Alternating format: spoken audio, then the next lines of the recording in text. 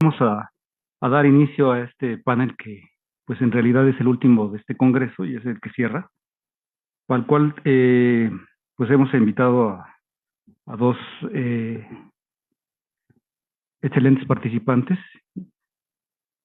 Y bueno, el panel se titula, en cada una de sus ponencias, la evolución reciente de la expansión y densidad urbana en la zona metropolitana de la Ciudad de México, que nos va a presentar el maestro Raúl Romo Viramontes, del Consejo Nacional de Población. Y en segundo lugar, el derecho a la vivienda adecuada y a pertenecer a la ciudad frente a los procesos de expulsión, que nos va a presentar la maestra María Silvia Emanueli, de Coalición Internacional por el Hábitat, ¿no? Bueno, antes de dar inicio voy a dar lectura a algunos datos curriculares de ambos. Eh, Silvia Emanueli es licenciada en Derecho por la Universidad de Milán, Italia, y maestra en Estudios Latinoamericanos con mención honorífica por la UNAM.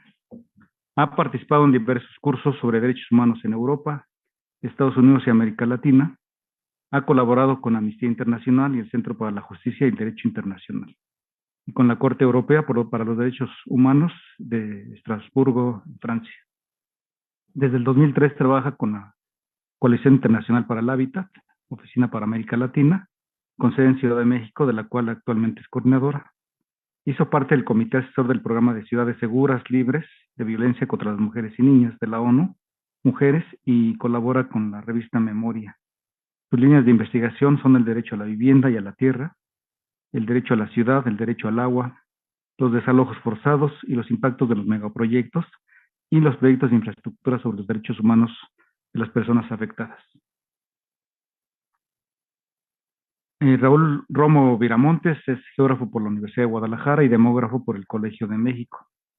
Actualmente trabaja en CONAPO desde el 2008. Es director de Poblamiento y Desarrollo Regional Sustentable y ha presentado ponencias y participado en libros y artículos, así como proyectos de investigación sobre marginación, migración y movilidad interna, además de desplazamiento interno, zonas metropolitanas, sistema urbano nacional y distribución territorial de la población. Entonces, bueno, la mecánica es que nos van a hacer una presentación cada uno. Ellos traen preparada una presentación, una ponencia, y al final vamos a dar espacio para algunos comentarios, algunas preguntas de parte del público. El evento lo tenemos programado que termine a las 3 de la tarde, entonces pues podríamos disponer de 30 minutos para cada presentación, ¿no? Y pues empezaríamos con el maestro Raúl Romo, por favor. Creo que está la mía puesta. Sí. Como ustedes. La tuya primero. Sí, empezamos por la de Raúl Romo, por favor.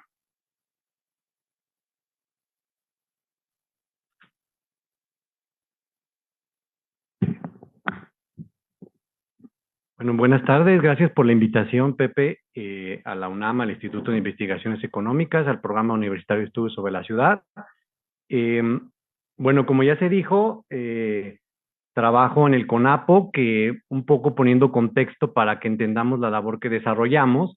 En realidad, el Consejo Nacional de Población, como su nombre lo indica, es una instancia que reúne a 17 instituciones gubernamentales federales y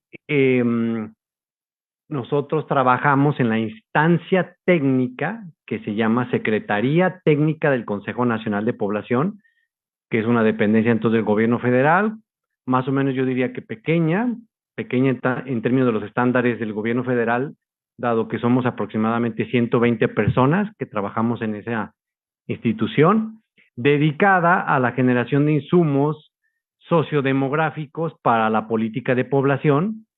Por ello, digamos, la integración del Consejo reúne a muchas dependencias federales que tienen que ver con los temas de población.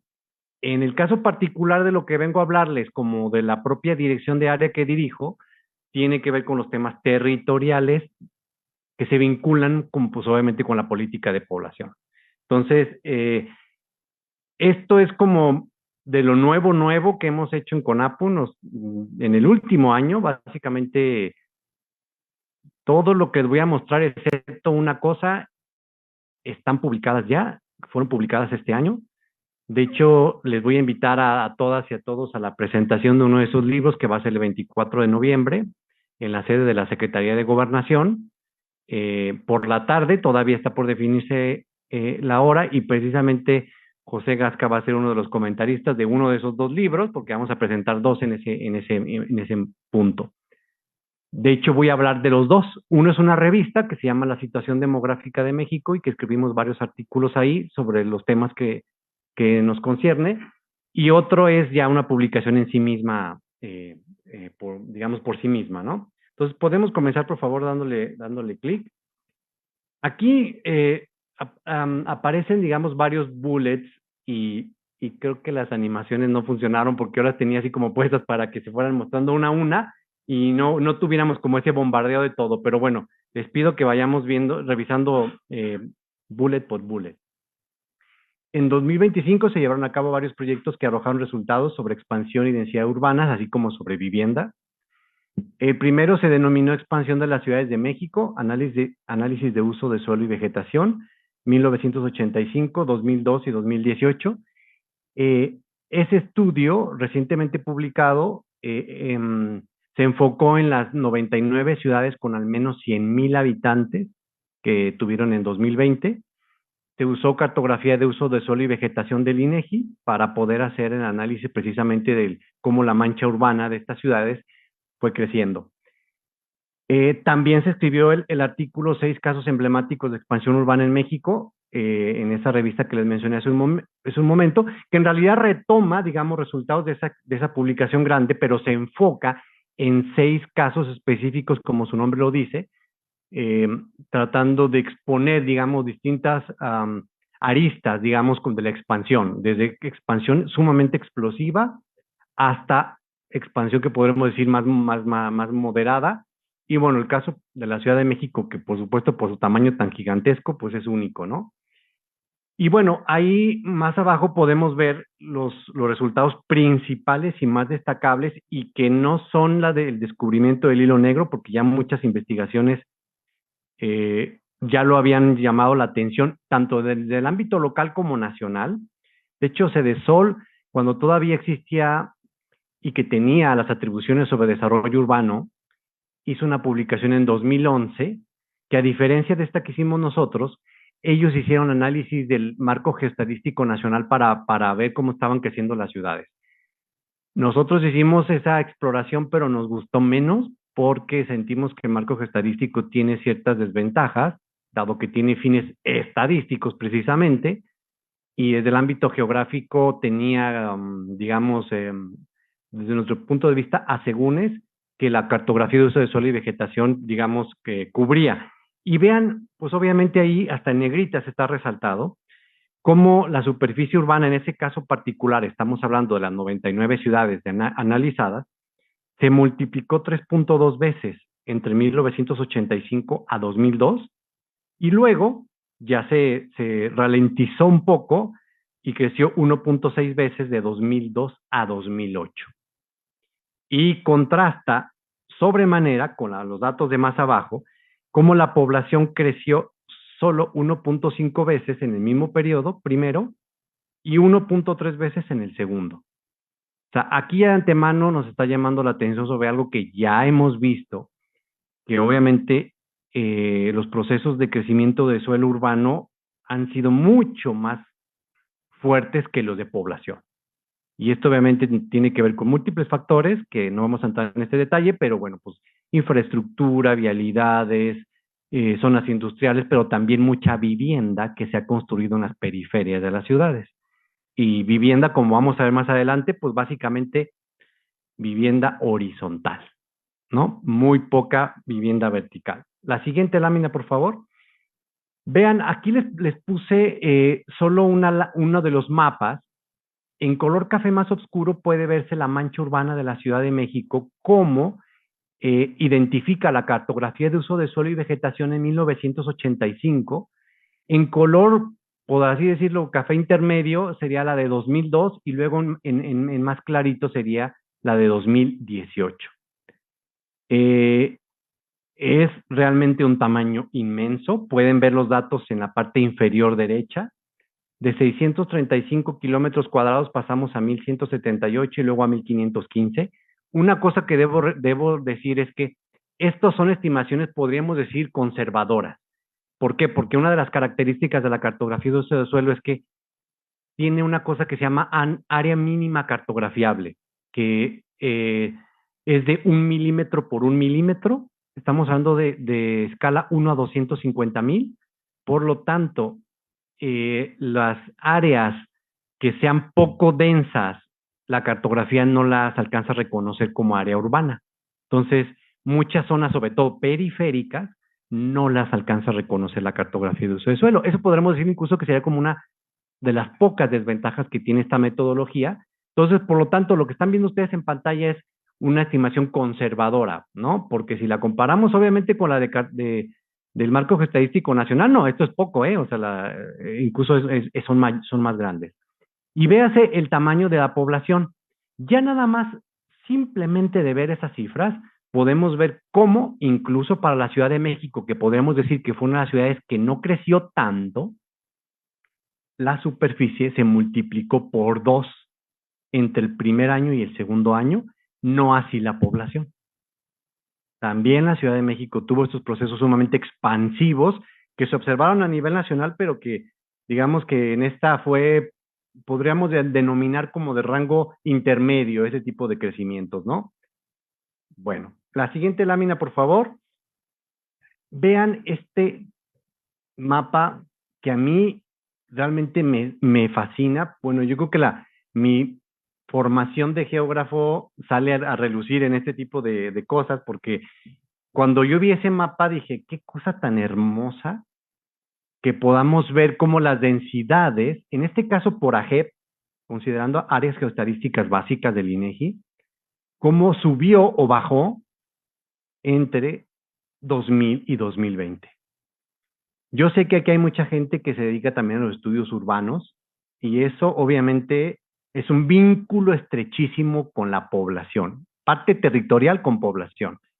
Y vean cómo, incluso podemos ver, están puestos los límites de las alcaldías y municipios de la Ciudad de México y del Estado de México, pero vean que casi podríamos perfectamente dibujar los colores verdes para las alcaldías Cuauhtémoc y Benito Juárez, que se vieron muy beneficiadas con el bando 2 que se implementó en 2001, si no mal recuerdo, y que provocó que se incrementara la densidad, en este caso por AGEP, para esas zonas.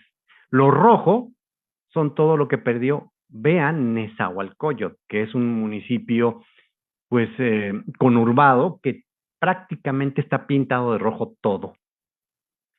De todos modos, o sea, obviamente sigue siendo una zona densamente poblada, o sea, eso no cabe lugar a dudas, pero ha tenido pérdidas en esas densidades de población. Esto obviamente se construyó reconstruyendo, pues obviamente los AGEPs con las manzanas, y bueno, el caso de la Ciudad de México, pues es el caso realmente muy interesante, pero no digamos el exclusivo, porque en este artículo, que como pueden ver se llama Evolución de la densidad urbana en México, que se publicó en la situación demográfica, también analizamos otras ciudades, y bueno, pues es que esto que ven ahí, obviamente en más pequeño, se observa en todas las ciudades. O sea, llámele Tijuana, Monterrey, Guadalajara, la que sea, ¿no? Crecimientos sobre todo muy fuertes en las áreas periféricas, como pueden ver, fíjense, toda esta zona surponiente y suroriente y norte de la zona metropolitana están pintados de verde, pero no tiene que ver con procesos de redensificación, sino de vivienda nueva, ¿no? A diferencia de Benito Juárez, Cuauhtémoc y algunas zonas de la alcaldía Miguel Hidalgo, que se pintan de verde, pero ahí sí fueron procesos de redensificación intraurbanos, intrametropolitanos, ¿no? Entonces, vean nada más, digamos, qué interesante, digamos, esta cuestión. En la siguiente lámina, fíjense, ahora estamos en otra fase del proyecto, porque ahora, ya saben, acá luego decimos, a ver, ¿quién sabe quién vive, en qué AGEP vive? ¿no? Esto obviamente es una medida que el INEGI también tiene para sus levantamientos censales, pero que no tenemos ni remota idea ni en qué AGEP vivimos. Digo, a menos por un sistema de información geográfica podremos ubicar nuestra vivienda en qué AGEP, pero fuera de eso, nadie sabe. Bueno, ni yo que soy geógrafo, y aparte tienen unas claves gigantesquísimas, las AGEP, entonces menos, ¿no? Esto ya es por colonia. O sea, dimos un salto en el que dijimos, no, no, ya las AGEP, no, hay que hacerlo por colonia. Esto fue un primer acercamiento con las colonias del marco, bueno, no es marco geoestadístico, son shapes que tiene el INEGI y que ahora estamos dándole otro salto, porque resulta que el INEGI, como no tiene una base para levantamiento de censos encuestas de colonias, no es homogéneo el shape nacional.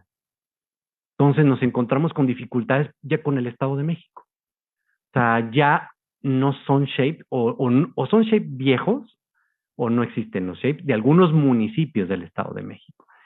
Entonces, ahora dimos el siguiente salto para usar la cartografía del Instituto Nacional Electoral, que esa, en cambio, está completamente homogénea, es pública, es mejor. Entonces, ahora estamos dando ese salto para ver las densidades. Pero vean, lo que también quiero resaltar es, con todo y las asegúnes de las AGEPs, pues de todos modos aquí más o menos se conserva. Vean la alcaldía Benito Juárez, que pues si la ubican es la del centro. Me voy a parar un segundito nomás para señalar a quienes no conocen dónde es esto.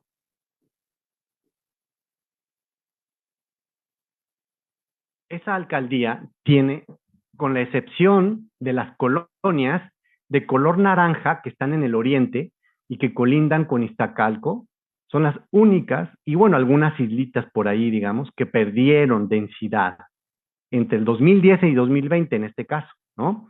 Todos los demás son colores verdes que significan ganancias. En algunos casos verdes intensos, como la colonia Nápoles, que es la que está en verde más intenso, fue de las que más ganó, pero la Narvarte, del Valle, todas estas colonias ganaron muchísima densidad en este periodo. Y bueno, del lado izquierdo lo único que les quería mostrar es cómo lo que se ha hecho obviamente entonces es, tenemos un shape de colonias, pero tenemos la información del INEGI. Lo bueno es que a nivel de manzana. Entonces lo que haces es, ya tomas los valores de población por manzana y reconstruye la población por colonia.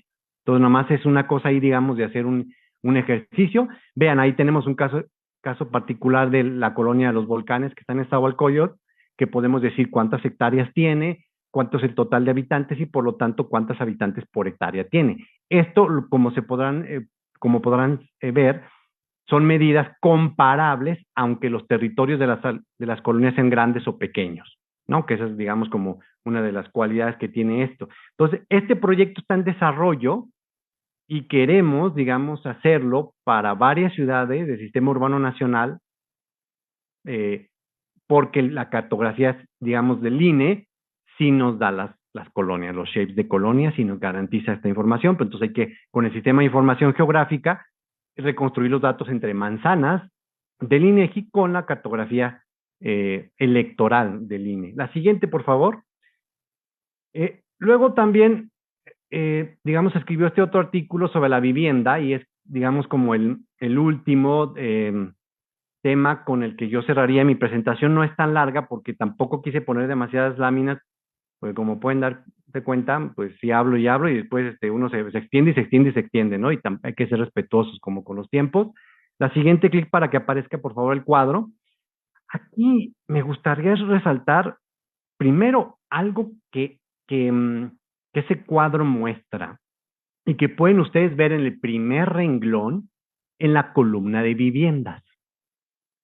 Entre 1990 y 2020, las viviendas en el ámbito nacional pasaron de 16 millones a 35 millones. Esto pueden ver en la penúltima columna cuál fue la tasa de crecimiento entonces anual de las viviendas, 2.62. O sea, más que se duplicaron, casi triplicaron, ¿no? En términos anuales. Y si se fijan, ahí mismo en esa última columna podemos ver cuál fue la tasa de crecimiento de los ocupantes en las viviendas, por no decir población, 1.47. Es prácticamente, si se fijan, casi el doble. Ya de antemano estamos viendo que entonces el parque, digamos, habitacional creció bastante.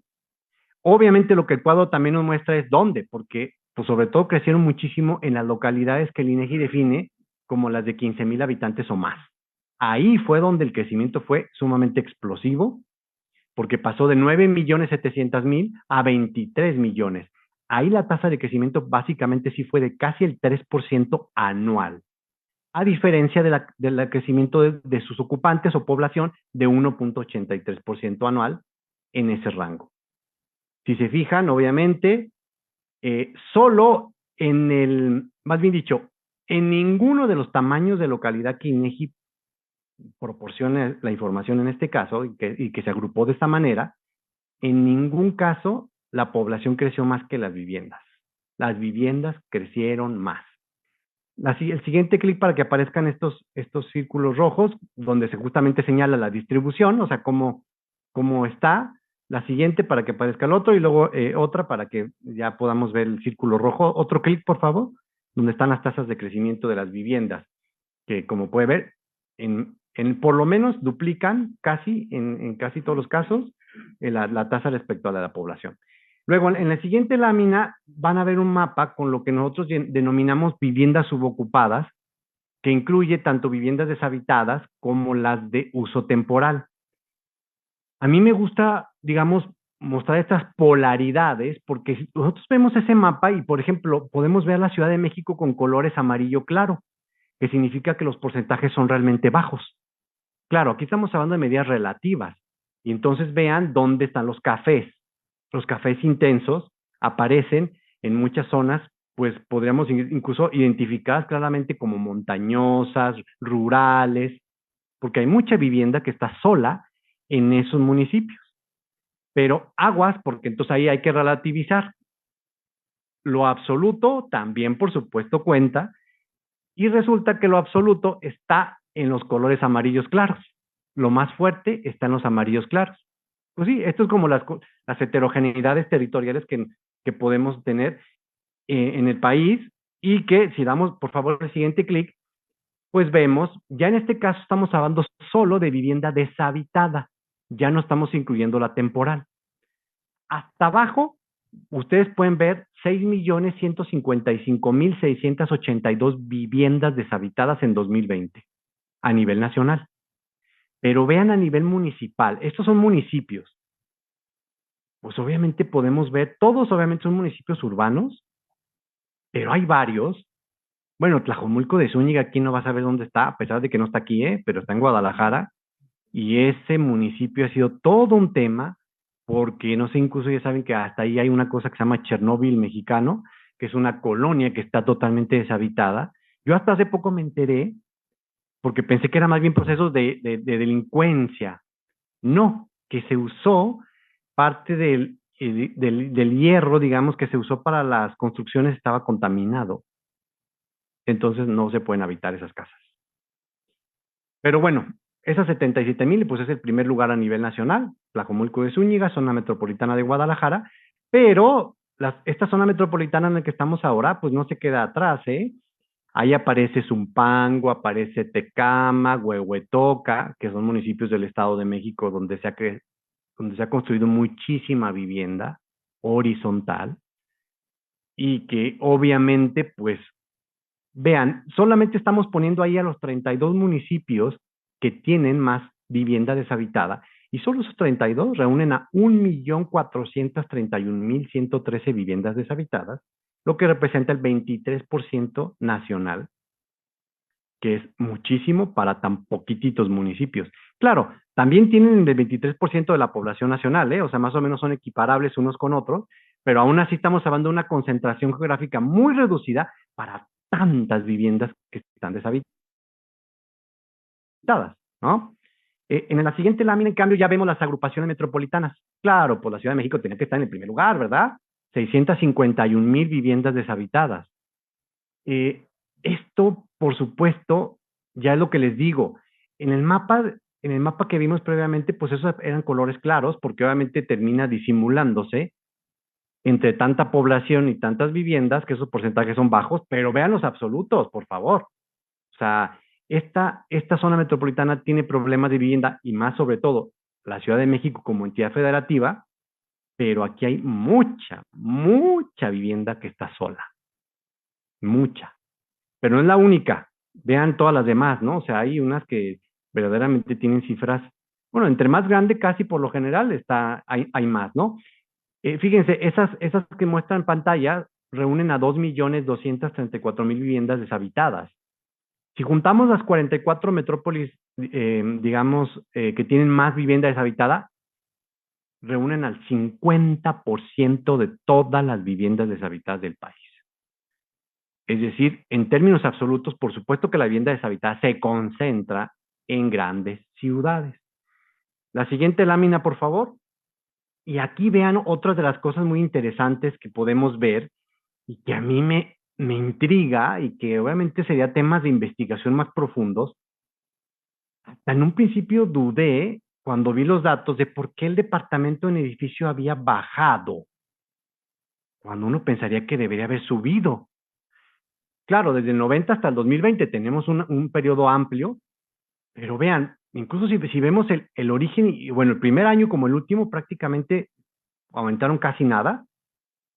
Claro, hay que aclarar que en vivienda en edificios se incluye la vivienda en vecindad y la vivienda en azotea, pero de todos modos, si vemos incluso en la Ciudad de México, que es las columnas a la derecha, vemos que también creció poco, de 824.000 a 894.000. Y aún lo que todavía es así como más rojo en términos de qué está pasando, es cuando vemos a los ocupantes en esas viviendas, en ese caso en departamentos. Vean cómo ahí sí se nota que cayó tremendamente la población que habita en esa clase de tipo de vivienda. Incluso en la Ciudad de México, que de 3.245.000 bajó a 2.440.000. Con Ciudad de México aquí estamos solamente tomando la entidad federativa, no la zona metropolitana de la Ciudad de México, la entidad federativa. Entonces, vean nada más esto, ¿no? Y en la siguiente lámina, por favor, podemos ver los crecimientos que, por supuesto, en el caso de departamento en edificio, pues está básicamente estancado. Incluso en algunos tamaños de localidad, como en los más poblados, tiene tasa de crecimiento negativo. ¿Qué nos habla? Así a grosso modo, sin entrar en especificidades, que se ha privilegiado tremendamente la construcción de casas, con excepciones que podemos ver en el mapa previo, ¿no? De alcaldías de aquí centrales de la Ciudad de México, donde hay pues, obviamente muchos edificios, pero fuera de eso, lo que se ha construido en este país, casas, y pues se confirma con el proceso de expansión urbana, en las que el suelo urbano ha incrementado sobremanera. La siguiente lámina, por favor. Con esta creo que ya voy a terminar. Lo que nos muestra son las viviendas deshabitadas ya específicamente la Ciudad de México como entidad federativa y vean cómo, ahí sí de veras no son tantas. O sea, de hecho, hasta han bajado de 211.000 a 207.000. Representan el 14% del total de viviendas. O sea, para la Ciudad de México, realmente, digamos, esa cifra, comparado con las 3 millones de viviendas que hay en esa entidad federativa, es una cifra baja. Y las pueden ver en las alcaldías. Esas 207.000, ¿cómo se reparten entre las 16 alcaldías de la Ciudad de México y las de uso temporal también? Vean que en realidad no son tantas, y sin embargo, considerándose que muchas de esas alcaldías han tenido procesos de despoblamiento, pues no deja de llamar la atención que pues son decenas, o por lo menos digamos 10 a 12.000 o más viviendas deshabitadas en estas alcaldías cuando paralelamente varias de estas se han despoblado. Han tenido tasas de crecimiento negativas de la población, lo que obviamente pues, nos llamaría a tener un mayor equilibrio, lo que obviamente, no voy a entrar en detalle, pero que es obvio que se relaciona con que muchas de estas viviendas pues no son asequibles para mucha de la población.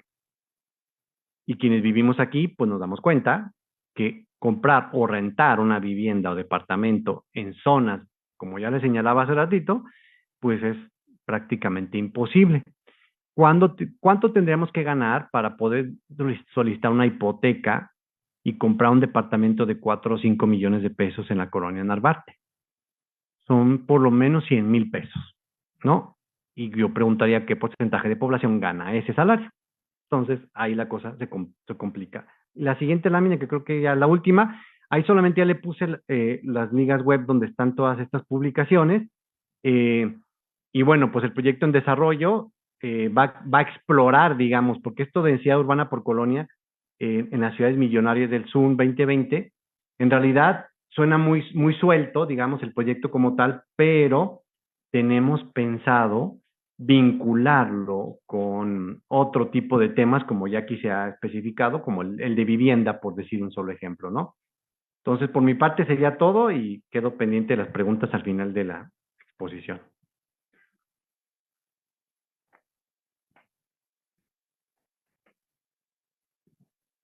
Muchas gracias, Raúl, por presentarnos estos datos, esta información, estas evidencias empíricas sobre todo, ¿no? Que nos muestran parte de los procesos que se han venido analizando aquí en el Congreso, que tienen que ver esto último que tú comentabas, el tema de la asequibilidad, pero también el tema de cómo se ha construido la zona metropolitana, sobre todo a partir de la vivienda, esos mecanismos de expulsión y de segregación urbana que se tienen, y sobre todo estos parques que quedan, estos parques de vivienda deshabitados, ¿no? Que también nos reflejan parte de este problema de cómo se han diseñado de una manera bastante cuestionable las políticas de vivienda también en los últimos años en la metrópoli, ¿no?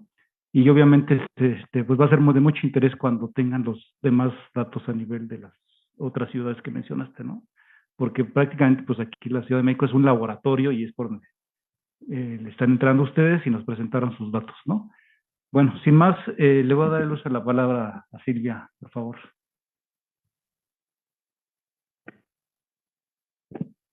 Muchísimas gracias. Buenas tardes. Muchas gracias por la invitación a este congreso. Es realmente un honor estar aquí en el panel de cierre y, bueno, un gusto también compartir en la mesa.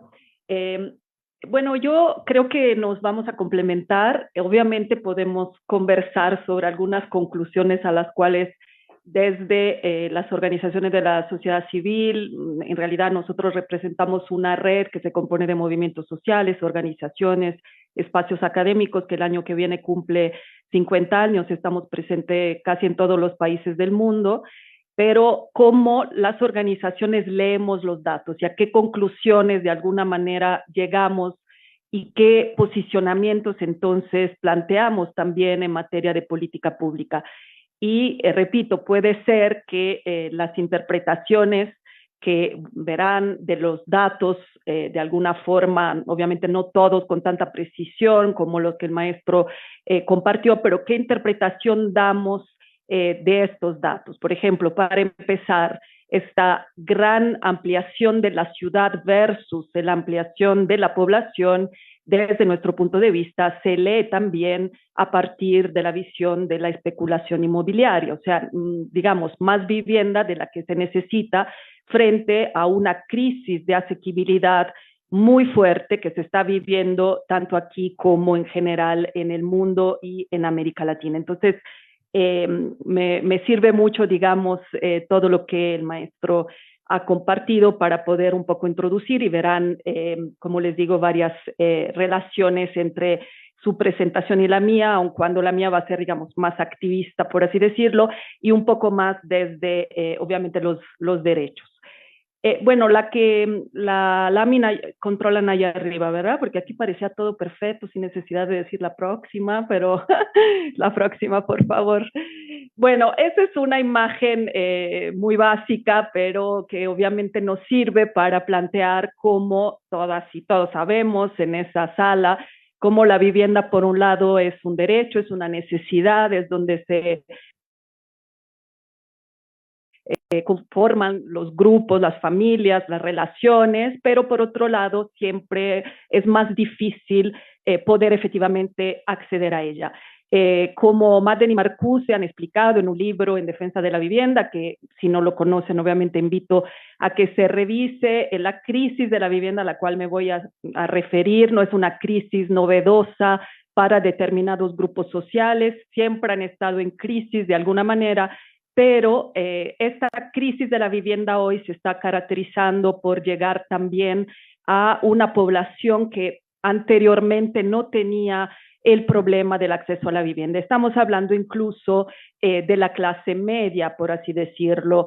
Y digamos, esa situación, seguramente habrán escuchado en muchas ponencias explicar por qué se está dando, pero haré una breve referencia también a ello en esta sin pretender profundizar. El doctor Gasca es un famoso experto en materia de financiarización de la vivienda. No me voy a meter yo a los temas económicos, pero es lo que hay que tener obviamente en la cabeza cuando hablamos de esta crisis. Hay que tener en la cabeza 1983, cuando el Banco Mundial empieza a plantear que es necesario para seguir apoyando los países con préstamos, hacer un cambio radical en lo que había sido la política de vivienda hasta ese entonces. Eso es lo que hay que tener obviamente en la cabeza. La que viene, por favor. Bueno, yo me voy a referir brevemente en esta participación justamente al problema de la mercantilización y financiarización de la vivienda y del suelo. Un poco voy a poner sobre la mesa si realmente el problema es la escasez. Yo creo que no lo dijo ya la ponencia previa. La escasez no parece ser el problema. De hecho, cuando nos dicen lo que tenemos que hacer es construir más vivienda y así lograremos solucionar la crisis, me parece que los datos hablan, podría decir solos, en realidad no sé, ningún dato quizás habla solo, pero sí dan una foto muy interesante y preocupante de lo que está sucediendo. Y luego me voy a referir brevemente al problema de los desalojos, de los despojos. A mí me encantaría también, yo sé que quizás en ese congreso no sé cuánto se haya hablado desde el punto de vista del derecho. No voy a hacer acá ninguna clase aburrida de ningún tipo de derecho, pero sí creo que en todo lo que conversamos sobre los problemas urbanos, sobre la ciudad, sobre el derecho a la vivienda adecuada, no tenemos que perder de vista el papel, obviamente, que el derecho civil, en el caso específico, por ejemplo, está jugando en toda esta situación. Entonces, el derecho en cada uno de los problemas que aquí voy a intentar mencionar, pero únicamente lo voy a relacionar con el tema de los desalojos. Y luego, bueno, otro tema que es frente a esa crisis, también nos encontramos en la dificultad, de todas maneras, de ensayar otras formas de habitar, otras formas de acceder a la vivienda que quizás podrían dar algún tipo de respuestas. La que viene, por favor. Bueno, efectivamente, la crisis de la asequibilidad, aquí digamos, la quiero poner sobre la mesa a partir de datos del 2019 de la Organización para la Cooperación y el Desarrollo Económicos. Digamos, ese documento yo creo que es interesante para mostrar justamente cómo en los últimos 20 años los precios de la vivienda se han despegado de una forma muy significativa de lo que es el ingreso medio de la población. Y como esto, de alguna manera, como pueden ver en el título aquí en inglés, es un tema que justamente está impactando también en las clases medias. La que sigue, por favor. Bueno, efectivamente estamos hablando de crisis de la vivienda, pero el adjetivo, digamos, que deberíamos poner es qué tipo de crisis. Es una crisis justamente que tiene que ver con la dificultad de acceso. Obviamente hay una serie de otros problemas en la vivienda, seguramente habrán hablado de asentamientos precarios, habrán hablado de la mala ubicación de muchas viviendas, habrán hablado de, digamos, la necesidad de políticas muy integrales para enfrentar la problemática de la vivienda desde muchos aspectos. Escuché un poco lo que fue la mesa que trabajó el tema, por ejemplo, de las mujeres, de las personas con discapacidad, de las personas de tercera edad, de vivir la ciudad. O sea, hay muchas formas, obviamente, de tratar estos temas y muchas aristas, pero yo me voy a enfocar a este tema de la inasequibilidad, porque justamente hoy, a diferencia de otros momentos históricos, los hogares están gastando sobre todo en vivienda. Cuando las Naciones Unidas hablan del concepto de asequibilidad o inasequibilidad, se refieren a la posibilidad con los salarios que tenemos de pagar una vivienda, el tipo que sea, digamos, puede ser en propiedad, puede ser en renta. Sabemos que nuestros países han privilegiado la propiedad por una serie de razones históricas, pero siempre más está creciendo la renta. En esta ciudad tenemos, aun cuando los datos no son súper claros en materia de vivienda en renta, alrededor del 35% de la población que renta, y regresaré sobre estos temas. Pero además, las Naciones Unidas, bueno, nos dicen que si pagamos más del 30% de nuestro salario para la vivienda, estamos poniendo en riesgo otras necesidades o la satisfacción de otros derechos, como la salud, como la educación, como el esparcimiento. Y como sabrán, esa crisis es una crisis que toca de forma muy especial a las juventudes. La OCDE nos subraya cómo las jóvenes y los jóvenes mexicanos salen de casa bastante, digamos, adultos en relación a otros países, ¿no? Tenemos muchos jóvenes, el 46% en esa franja de edad que le pongo en la lámina, que sigue viviendo en la casa familiar. Y los análisis nos dicen que esto se debe sobre todo justamente a la dificultad de acceder a una vivienda con los salarios que se perciben. Pero aquí no precisé los datos que se refieren a México, cómo en concreto, digamos, han subido los precios de la vivienda, el 42%. Estos datos se refieren a un artículo de Mas Jaramillo, La inalcanzable vivienda, del 2022, que analizaba los últimos 16 años desde entonces. Entonces, un crecimiento en México del 42% de los precios de la vivienda versus salarios que incluso en algunos momentos, aun cuando se han hecho esfuerzos importantes para incrementar el salario mínimo, han decrecido en relación justamente a, digamos, a años previos, 21%, incluso de decrecimiento si pensamos en estos 16 años antes del 2022. Bueno, en la Ciudad de México, la verdad, espero que no difiera mucho los datos de lo que planteó el maestro. Obviamente los buenos son los de CONAPO, pero hay varios temas, hay varios problemas. Uno, que es la ciudad con menor reserva territorial del país. Por lo tanto, ¿dónde hacemos vivienda? ¿Dónde construimos vivienda? Podemos pensar, nos dicen obviamente algunos que una forma es la de densificar, ¿no? Porque el suelo es el que es. Claramente hay una serie de otras fórmulas que serían por lo menos enfocadas a defender el suelo público, a no venderlo al mejor postor y a tener una conciencia clara de dónde está este suelo público, porque no siempre tenemos mapas integrados del suelo y sus características. Los predios subutilizados, los datos que yo tengo, digamos, son estos, no recuerdo precisamente si coinciden, pero hay un número importante de predios subutilizados. Esa situación también del incremento en los últimos 20 años de las viviendas totales, que sería más 30%, y la situación de las viviendas deshabitadas, que ya planteó el maestro. Pero sobre todo, yo diría también hay un factor más, obviamente un factor que no es el causante de la crisis de la vivienda, pero participa en ella, que es efectivamente desde nuestro punto de vista el incremento de las rentas temporales, o mejor rentas turísticas, porque la renta en general es temporal, que tienen desde el 2020 al 2022 un incremento del más 224%, con una incidencia muy importante justamente en la delegación, en la alcaldía Cuauhtémoc, por ejemplo, ya varias veces mencionadas.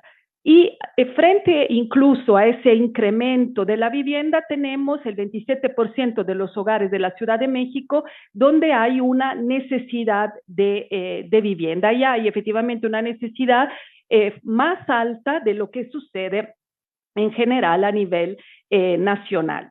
Bueno, si vamos a la que sigue, ¿cuáles son los obstáculos de la adquisición de la vivienda? Efectivamente, ya se hablaba, la dificultad de acceder a fuentes de financiamiento.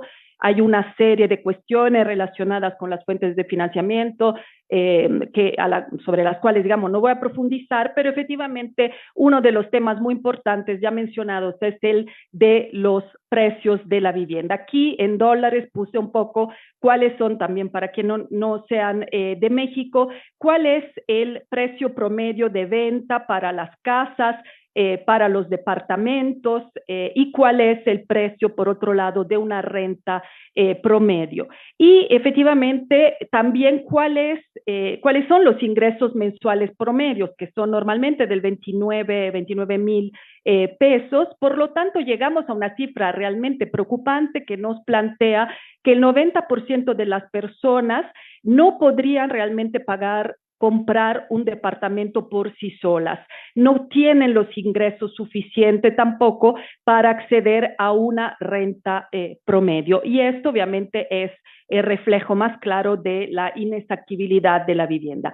Si nos vamos a la situación inquilinaria de forma un poquito más específica, yo diría, hemos producido un documento en la pandemia que se titula La situación inquilinaria en México. Como saben, el tema inquilinario lo trabajaba muchísimo René Coulon, un profesor que desafortunadamente falleció en la pandemia. Él insistió durante años sobre la necesidad de tratar el tema inquilinario como un tema de vivienda. Nosotros tenemos muchos problemas en que, en general, aun cuando estamos avanzando, en la opinión pública se comprenda que el acceso a la vivienda a través de la renta es un tema que tiene que ver con el derecho a la vivienda adecuada. No podemos decir que el derecho a la vivienda sea sinónimo de propiedad, esto es muy importante, y esto nos lleva a plantear la posibilidad del Estado de intervenir el mercado de la renta. Lo voy a decir rápido, pero lo quiero dejar sobre la mesa, porque no podemos imaginar que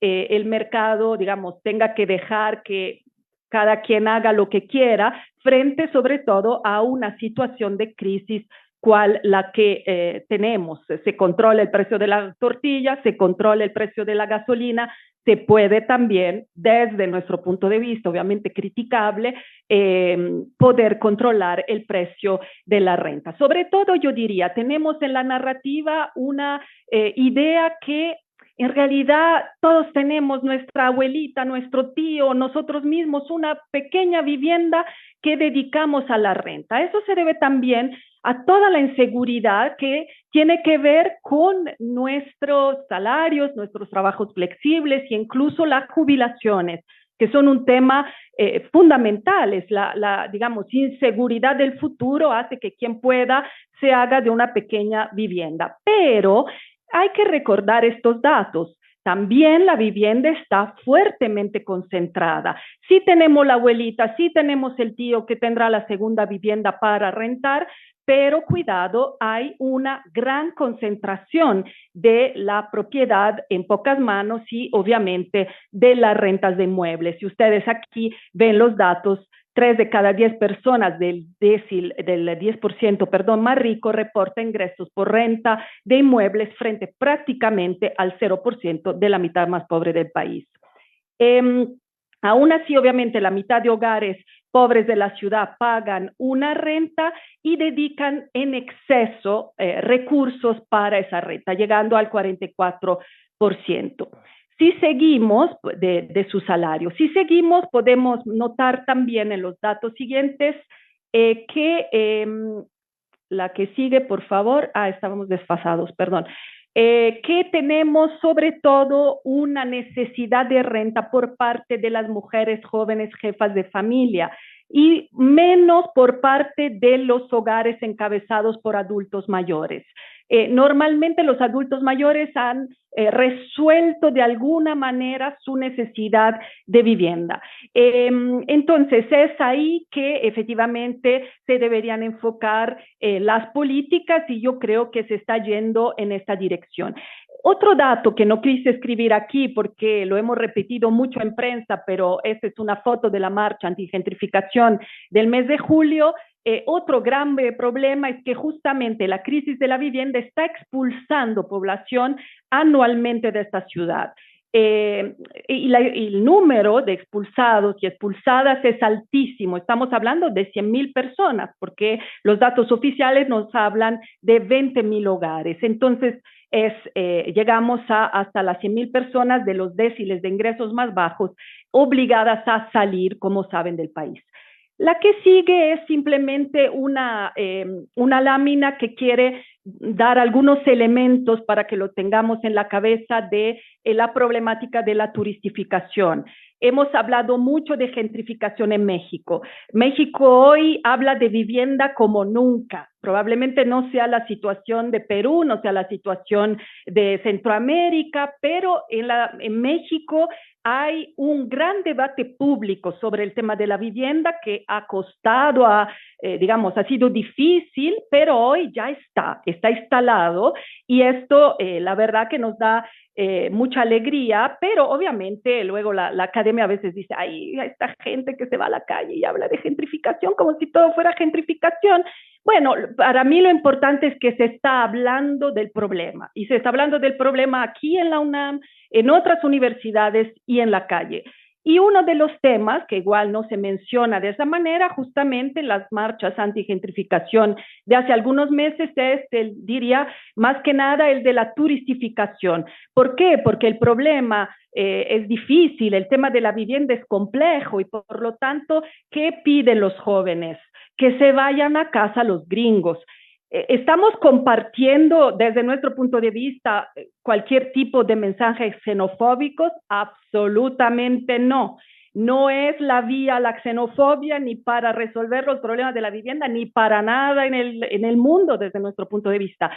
Pero demuestran los mensajes que vimos en las marchas que hay una gran insatisfacción, molestia, digamos, angustia por el futuro y como el problema es tan complejo, digamos, se sintetiza en quien pues tiene muy poco que ver con él, que es el turista que viene a la ciudad y la visita porque hay una serie de políticas que han impulsado esta ciudad para convertirse en lo que es, y esto no ha sucedido por arte de magia. Entonces, bueno, aquí simplemente plantear algunas ideas de con qué se acompaña la turistificación. Normalmente no vemos que está también acompañada no solo por la expulsión de población, por la sustitución de una población, digamos, residente en las centralidades sobre todo, donde se concentran los mejores servicios, por una población que es fluctuante, sino también pérdida de negocios. En los últimos 10 años perdimos alrededor de 3,000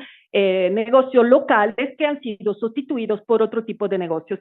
Y aquí algunos de los conceptos de con qué se acompaña la turistificación, también con higienización urbana, también con, como dice Montezuma, desvanecimiento de lo popular. Bueno, la que sigue, estamos además a pocos meses del Mundial y esto es lo que también está generando mucha preocupación en esta ciudad y es algo que deberíamos mirar. Son solo 5 partidos, pero parece que se va a acabar el mundo por el Mundial porque todos queremos poner a disposición nuestro cuartito, nuestra vivienda, nuestro garage. ¿A quiénes vendrán estos 5 días para el Mundial? ¿Y qué importa qué pase con la población que hace funcionar todos los días esta ciudad?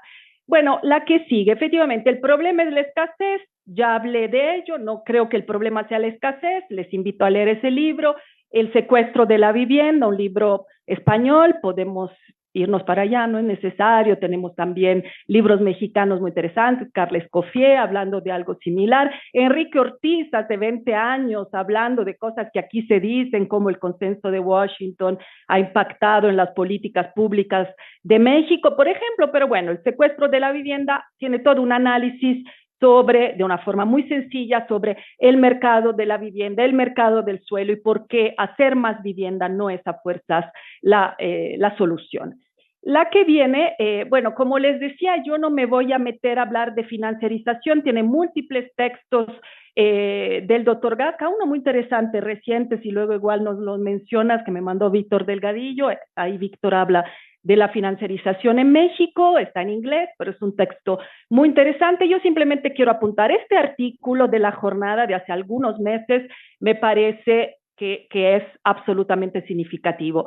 Las AFORES, que invierten nuestros dineros de la pensión, si tenemos la fortuna de tener estos recursos guardados para la viejez, están invirtiendo a través de la bolsa en inmuebles, los mismos inmuebles, digamos, que la clase trabajadora no puede comprar. Yo creo que esto es una forma muy rápida de describir un fenómeno con muchas facetas, pero que nos habla de la locura en la cual estamos metidos en relación con la vivienda.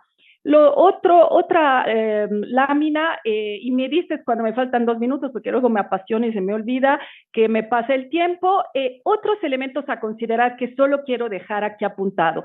La crisis de la asequibilidad de la vivienda, yo creo que pronto la veremos reflejada también en los esfuerzos que este país y otros países están haciendo para combatir la pobreza extrema o la pobreza. México es uno de los 12 países que tiene un análisis de pobreza multidimensional que incluye la vivienda, y creo que hay que mirar efectivamente de qué manera esa crisis de asequibilidad va a impactar sobre esa lucha para sobrepasar la pobreza. Otro tema que un reciente estudio también del Banco de Desarrollo de América Latina considera que 1 de 3 latinoamericanos y latinoamericanas viven en la misma casa en la cual crecieron. Esto nos habla del hecho que normalmente quienes viven en una determinada situación no tienen una gran movilidad social. Y eso, digamos, el de la vivienda sería uno de los factores que más perpetúan la desigualdad en nuestra región. Otro tema que solo quiero dejar aquí apuntado, pero pensando que estamos en una ciudad, no sé quiénes sean ustedes, lo siento, pero que yo sí considero que es faro, luz frente a otras realidades latinoamericanas. Se están haciendo esfuerzos en materia de vivienda en esta ciudad. Pero aún así, esta ciudad, así como otras, se está recaudando mucho más de la nómina, del impuesto a el trabajo, que sobre la propiedad. Y esto hay que mirarlo, hay que verlo. Cuando hacemos política pública, hay que mirar este tipo de cuestiones, de dónde sacamos el dinero para seguir avanzando. La que sigue sobre los desalojos forzosos. ¿Por qué los desalojos forzosos? Porque están al orden del día, desafortunadamente, aquí en otras ciudades, en otros países. Solo quisiera precisar que tenemos una variedad de desalojos.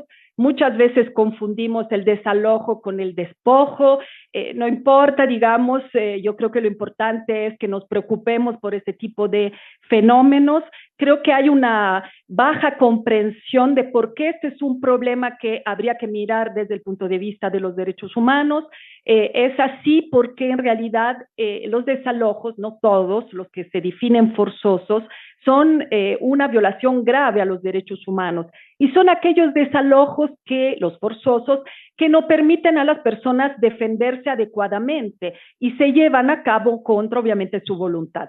Cuando hablamos de defensa apropiada, defensa adecuada, hablamos de una defensa en la cual el juez, la jueza, por ejemplo, deberían analizar a la población que van a desalojar. Tendríamos que tener un juez civil que defiende la propiedad, pero que también contempla el mandato constitucional a favor del derecho a la vivienda adecuada, artículo 4 recientemente modificado para hablar de vivienda adecuada. Ya teníamos la reforma de derechos humanos que nos permitía esta conceptualización, pero hoy no hay duda alguna. La vivienda que en este país se defiende es la adecuada, la que tiene 7 características, así como lo establece las Naciones Unidas, una de las cuales decíamos es asequibilidad. Cuando un juez civil o mercantil desaloja, debería preguntarse, ¿quién voy a desalojar? Y tomar medidas diferenciadas según las personas que van a desalojar. Y esto no está sucediendo. Bueno, en el país tenemos desalojos obviamente judiciales, que se hacen por materia civil, por materia penal, extrajudiciales, que son los que se desarrollan por presiones, incluso llegando a cortar agua, luz, desalojos silenciosos, que son los que se llevan a cabo porque la persona simplemente se va de la vivienda porque ya no aguanta el incremento, aun cuando han habido reformas, por ejemplo, en la ciudad al Código Civil, para establecer topes a los incrementos, tenemos un problema serio que es una legislación débil en materia inquilinaria, por lo cual tenemos contratos anuales normalmente, razón por la cual establecer un incremento de estos contratos, un tope, estos contratos tiene poco sentido porque pues para un dueño es muy fácil simplemente sustituir a la persona que alquila con otra e incrementar tranquilamente la renta. Y luego tenemos el despojo, que es un delito penal. Muchas veces los desalojos se transforman en despojo, pero bueno, ese es otro debate. Pero quiero decir, es un mundo de problemas el que tiene que ver con los desalojos y los despojos en esta ciudad, y hay que confrontarlos si realmente tenemos la preocupación de hacer algo en materia de vivienda adecuada. Y, por ejemplo, la reciente aviso de la jefa de gobierno de hablar también o de trabajar un protocolo de desalojos, creo que va en una buena dirección.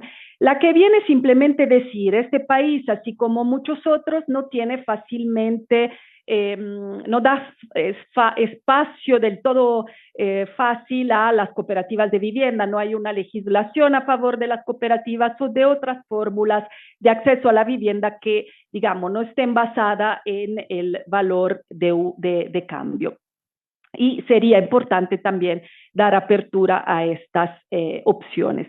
La que sigue, yo solo quiero dejar apuntado que sí tenemos una jefa de gobierno que hoy, frente a estos múltiples problemas que vimos, ha incrementado el presupuesto como nunca del 90% para la vivienda social, está hablando de vivienda pública, está hablando del observatorio de suelo y vivienda para entender cómo van los precios justamente de una forma más ágil, está hablando de índices de precio del alquiler, que es un tema muy relevante, está hablando de zonas de tensión inmobiliaria, de defensoría, inquilinaria, de arraigo, de la posibilidad de defender a los comercios locales. Yo creo que es un esfuerzo importante por la integralidad de las medidas que habrá que analizar cuando ya esté. Lo que sí me preocupa es que sigamos construyendo vivienda pública o más bien vivienda social con un gran esfuerzo público de compra de suelo, lo que es una novedad en esta administración, que inmediatamente se pasa al mercado privado, porque incluso si es vivienda social, pero de inmediato sale de la rectoría estatal. Yo, la que sigue, se terminó el tiempo, solo quiero decir, las zonas tensionadas, las políticas de estabilización de alquileres propuesta por la jefa de gobierno es algo que está en otras legislaciones y está funcionando, no es una ocurrencia y se puede eventualmente ir a analizar cómo ha funcionado en estos otros países o ciudades estas medidas. La que sigue, y esta es, ya son las conclusiones. Bueno, sí, el bando 1, como les decía, incluye una variedad de medidas y creo que está dando prueba de que la gran problemática de la vivienda en la ciudad no se va a resolver con una única medida, con meter más dinero. Punto. Es importante, pero no es suficiente frente sobre todo a los procesos de expulsión que estamos viviendo. También hemos visto algunos avances en las reglas de operación del INVI, que es el Instituto de la Vivienda de la Ciudad, a favor de las cooperativas, aun cuando no hay una legislación. Entonces ahí hay algunos temas. ¿Podríamos hacer más? Yo creo que el Estado por ahora, porque el conflicto con el sector privado es muy complicado y no hay que desconocerlo, está haciendo muchos esfuerzos digamos, por su lado, digamos, ¿no? Construyo más, hago más, doy apoyo de renta y el sector privado, claro, el índice de precios sí le podría impactar al sector privado, las zonas tensionadas, pero se podría hacer más en un mundo ideal sí se podría hacer más. Medidas fiscales, obviamente, como la imposición de impuestos a suelos baldiosos utilizados, se hace en otros países, la obligación de edificar, incremento de los impuestos en casos de segundas viviendas. Hay una publicación reciente de InDesign sobre esa temática, imposibilidad de usar la vivienda para rentarla durante un determinado periodo posterior a la compra. Hay algunos avances en este sentido, por ejemplo, en Ámsterdam, o sea, medidas de intervención del mercado, medidas anti-especulación. Creo que sí, no lo planteé justamente el tema de la financiarización a fondo, pero revisión de los beneficios fiscales para instrumentos que permiten la financiarización como las fibras. Podemos revisar los beneficios fiscales para que no sean tan atractivas las construcciones a través de estos fideicomisos que se alimentan de la especulación bursátil.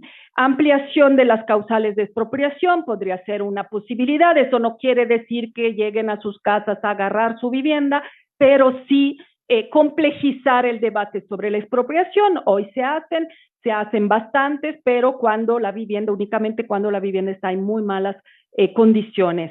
Introducción de mecanismos como el derecho al tanteo o preferencia que obliguen a ofrecer el gobierno, la compra de terrenos o inmuebles antes que a cualquier otro interesado. Como decíamos, obligar, digamos, que el derecho civil se aplique en la óptica también de los derechos humanos por mandado constitucional debería ser así. Entonces, equilibrar, poner en una balanza propiedad y vivienda, protocolos para llevar a cabo desalojos conforme a derechos humanos, una gran lucha de los movimientos de esta ciudad, que logramos un protocolo en 2019 del Tribunal Superior de Justicia, lo subieron a la página, lo bajaron el día después. Interesante, el Tribunal Superior de Justicia de esta ciudad es el único que tiene datos sobre desalojos de todo el país. Y luego, obviamente, apoyos a viviendas no especulativas, el Land Trust. Ahora aquí está Pedro Abramo, el profesor Pedro Abramo. Entiendo que se incluyó en el plan maestro esta figura, por ejemplo, de Río de Janeiro. Hay pequeños esfuerzos. ¿Cómo avanzamos? Y con esto termino. Muchas gracias.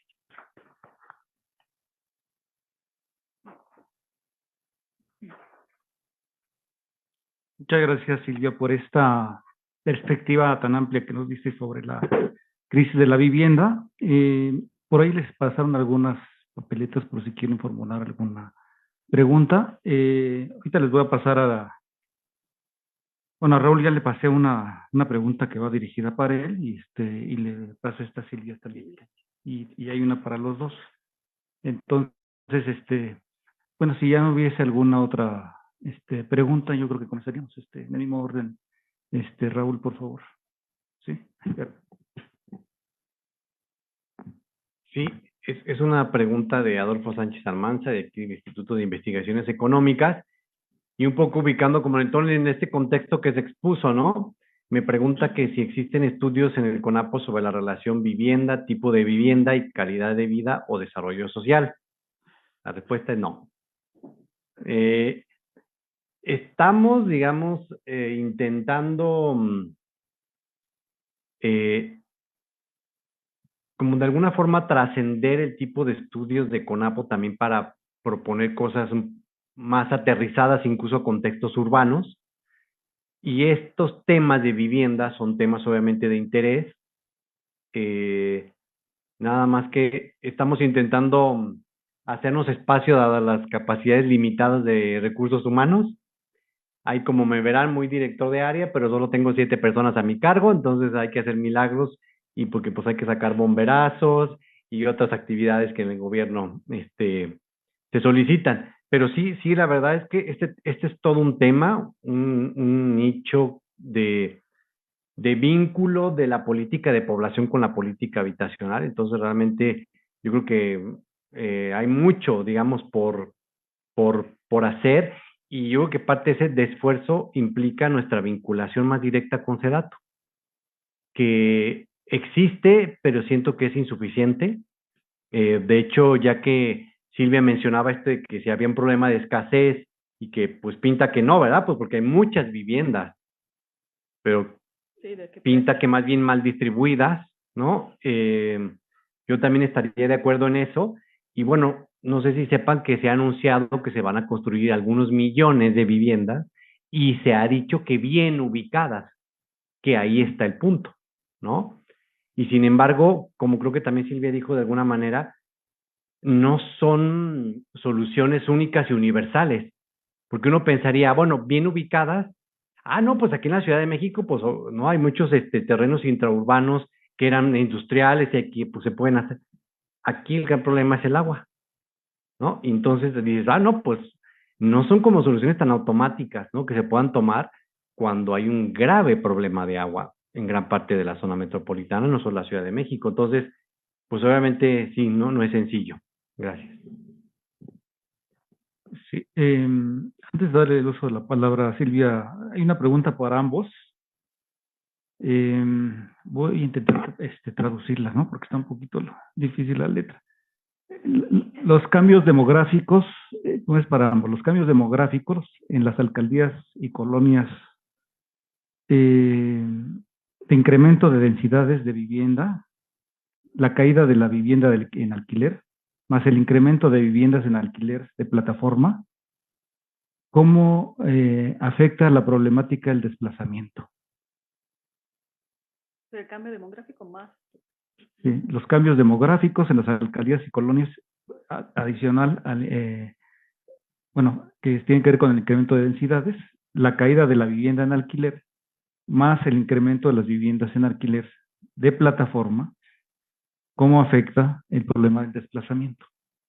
¿No? Puedo contestarlo solo parcialmente, porque obviamente es una pregunta compleja. Yo diría que hay poco análisis de esos impactos. Entonces, realmente falta, porque datos existen, nada más que no han sido, siento, lo suficientemente analizados para poder ofrecer un panorama claro de qué está pasando. Lo que sí parece que es lo evidente, ¿no? CONAPO, la Secretaría Técnica de CONAPO está en Narvarte, y obviamente lo que se ve ahí es que hay muy pocos niños. O sea, y las personas que han llegado a vivir a los departamentos nuevos son parejas jóvenes o personas solas, pero no hay tantos niños. O sea, en términos de cambio demográfico, por supuesto que la fecundidad se ve diferente y el envejecimiento de la población por consecuencia también, ¿no? Entonces, pero yo siento que deberíamos, por ejemplo, en CONAPO también de dar un salto en proponer estudios que mezclen lo cuantitativo incluso con lo cualitativo para entornos tan complejos como este de la Ciudad de México, que sirvan para dar luz, ¿no? a la política urbana de este país, que pues lleva SEDATU, pero siento que no hay suficiente, que necesitamos hacer más. Pero ustedes en este ámbito académico es donde también pueden hacer muchas cosas y que seguramente las están haciendo por visibilizar muchos de estos procesos, probablemente locales, que tienen impactos incluso nacionales o al menos para el ámbito de la Ciudad de México o ciudades de esta naturaleza. Gracias, Raúl. Bueno, entonces le doy el uso de la palabra a Fátima. Gracias. Para seguir con esa pregunta, en cuanto a la renta temporal, en efecto, también necesitaríamos más datos. Simplemente no tenemos datos oficiales claros de, bueno, ustedes sí lo tienen, pero digamos en colonia por colonia de la renta temporal, creo que en la ciudad todavía hay algunas dudas en relación a los datos. Si se usa, hemos visto que se usan datos de Inside Airbnb, por ejemplo, que hace scrapping a través de Airbnb mismo, ¿no? Digamos que le roba los datos a la plataforma y no tenemos tal cual datos tan precisos en la ciudad. Pero lo que tenemos, como decía, son alrededor de 26,000 viviendas. Hay que ver cada trimestre, hay una actualización de estos datos solo de Airbnb. Sí, lo que hemos visto es que los problemas que se han dado en otros países en relación con esas viviendas es que se incrementan de una forma muy espectacular, como vieron los últimos 20 años, cómo ha crecido, porque son especialmente atractivas porque permiten una ganancia de 3 veces lo que es el precio de la renta tradicional. El análisis es mucho más complejo porque además se benefician del capitalismo, por el propio capitalismo, digamos, por plataformas de los algoritmos, en fin, de una serie de startups que permiten que ese tipo de viviendas estén siempre, digamos, ocupadas a partir de una serie de, digamos, planteamientos, herramientas que son un poco difíciles, digamos, de analizar hacia bote pronto. Hay gente que las analiza. Entonces, es un problema muy, muy serio. Si vemos cuántas personas salen de la ciudad por falta de acceso a la vivienda cada año, 100,000 versus 26,000 viviendas que son retenidas, digamos, del mercado tradicional para pasar a la vivienda temporal, obviamente aquí creo que me van a decir, no puedes hacer 2 más 2, efectivamente, porque quién sabe qué tipo de viviendas son. Pero si los miramos así como grandes bloques, tenemos 100,000 personas que salen porque no tienen respuestas a la necesidad y 26,000 viviendas que ya no están disponibles. Entonces, sí creo que hay un tema, que hay que analizarlo mejor, pero que sí hay un tema. Y además nosotras recibimos muchas denuncias de personas a las cuales simplemente no se le renueva el contrato, decíamos, después de vivir 40 años en un determinado lugar, porque se va a destinar a la vivienda temporal. Y desafortunadamente pasa mucho cuando las viejas generaciones ya mueren, ya se van, ya el vecino que tuvieron toda la vida, pues ya no le conviene que se mantenga a los jóvenes, las jóvenes, la tía que toma ¿no? la vivienda en sus manos, en fin. Entonces ahí hay un tema que vemos en la ciudad todos los días de personas que dicen, no llegó la notificación, simplemente no me renovaron el contrato. Acá hay una pregunta sobre el tema efectivamente de la escasez de Francisco Luna. Hay una parte que no entiendo, pero sí, efectivamente, sobre el tema de la escasez, es cierto, necesitamos más vivienda asequible. No es que no la necesitemos, estas 27% de población que solicita vivienda, pues habría que darle algún tipo de respuesta. Lo único que les quería decir es que cuando el dinero público es utilizado para hacer vivienda, que mañana se nos va al mercado en una lógica de mercado especulativo, no es lo mejor. Deberíamos, yo creo, tener candados para que esa vivienda construida con un esfuerzo público pueda mantenerse asequible y que fuera un candado fuerte, serio. O sea, compras de vivienda del INVI, la puedes vender a precios catastral más lo que son las mejoras que le has hecho, ¿no? O una actualización de lo que a ti te ha costado, pero no debería entrar al mercado desde mi punto de vista libre de la vivienda. Eso es un debate. Entonces sí, más vivienda asequible, seguramente. Bueno, pues creo que ya no hay más preguntas. Y ya también estamos sobre la hora. Agradeceríamos a nuestros ponentes por las interesantes ponencias, trabajos que han ido desarrollando y que nos compartieron el día de hoy. Creo que las dos ponencias se complementan de alguna manera, ¿no? Si bien la de Raúl, un poco más manejo de datos, de información, y la de Silvia más analítica, más reflexiva, en un tono crítico, activista, como ella misma lo dijo, pero que son temas importantes y que además se estuvieron discutiendo durante el encuentro, ¿no? En varias de las mesas que tuvimos en estos días. Entonces, pues les pediré un aplauso y para despedirlos.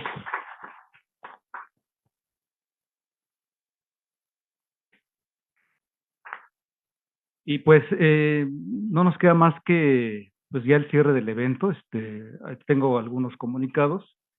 Las constancias se las vamos a hacer llegar, ¿no? Tenemos una plataforma de generación de constancias institucionales en la UNAM.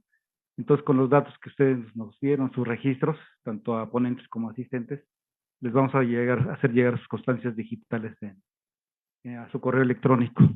Por otra parte, pues quisiera solamente agradecer pues a todo el equipo del Programa Universitario de Estudios sobre la Ciudad y del Instituto de Investigaciones Económicas que que hicieron posible la realización del encuentro. De aplauso.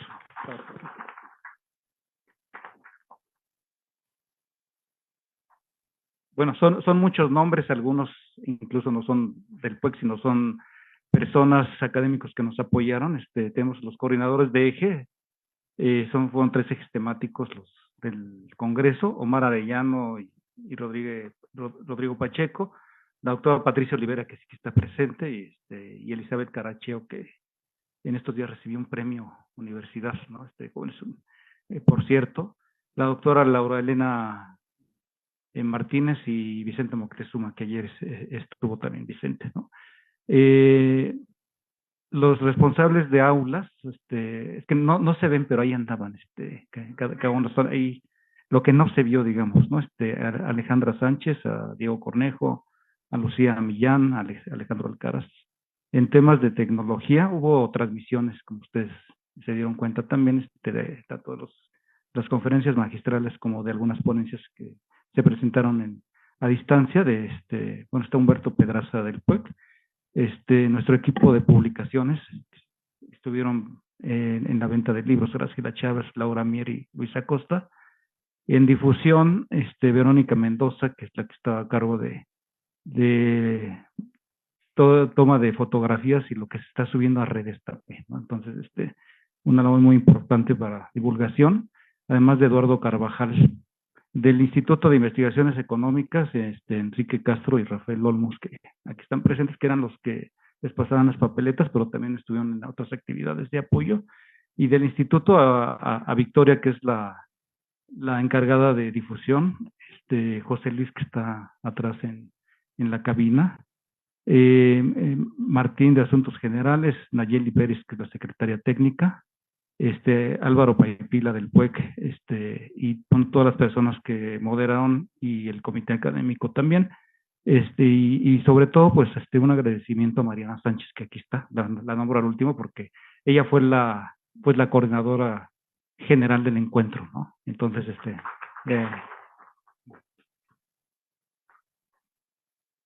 bueno, no me queda más que cerrar, dar las gracias a todas y a todos por su participación, y comentarles que estamos en gestiones para, bueno, estos 5 años que se ha hecho el encuentro, este es el 5º encuentro, se ha hecho en la Ciudad de México, que empezamos desde pandemia, en formato a distancia, después híbrido, y después se hicieron presenciales. Aquí, bueno, tocó hacer el 5º encuentro, y tenemos un proyecto de llevar al PUEC más allá de la Ciudad de México, y una de las actividades va a ser llevar encuentro a alguna entidad federativa. Estamos actualmente en gestiones con algunas entidades académicas de Mérida para hacer el encuentro, el 6º encuentro el próximo año en la ciudad de Mérida, y ya les estaremos avisando para invitarlos y ojalá nos puedan acompañar. Muchas gracias a todas y a todos, ¿sí?